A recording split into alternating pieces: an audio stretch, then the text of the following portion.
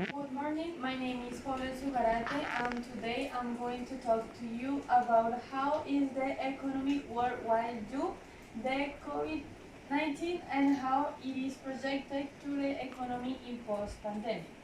In global trends, we have three important ones. The first is global trade.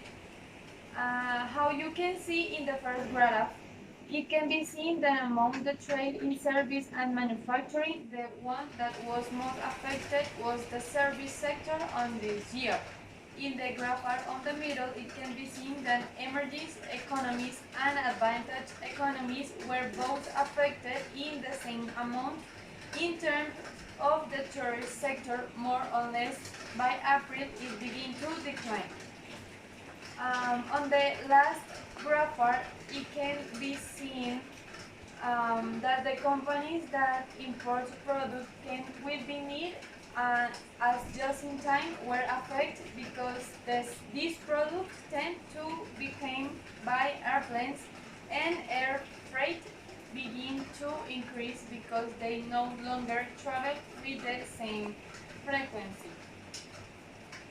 In the second term, we have the financial markets. These were affected since the evaluation of stock worldwide suffered a promising drop, which is why emerging economies began to suffer longer capital outflows accounted by increase in the debit. The last trend is primacy input market. In the first half of this year, the price of the raw materials began to increase due to the fall in demand.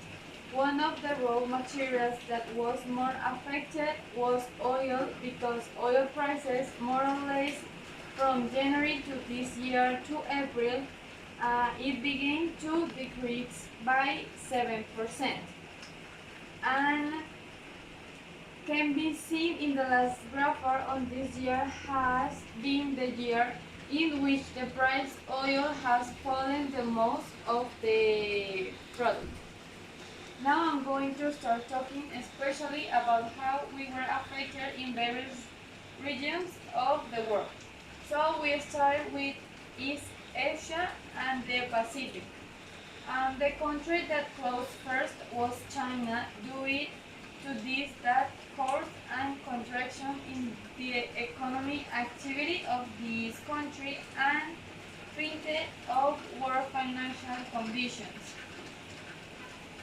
The China production contract by 34%, more or less already by April.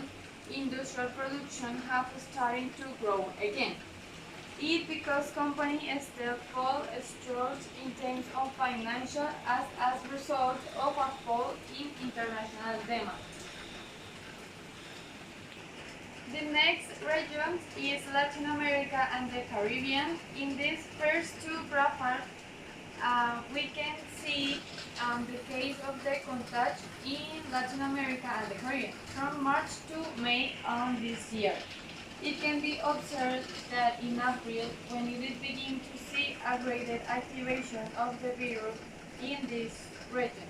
In the second graph, we want to show that the declaration that the United States and China was interrupted in the global supply chains affected on this way three important countries, Mexico, Brazil, and Chile.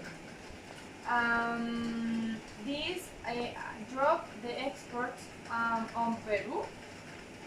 Finally, in terms of conclusion, the first that it was carry out this research, it was possible to determine that if most of the economy, if the one of the sector that was most affected in this way also affected the economies was the tourist sector.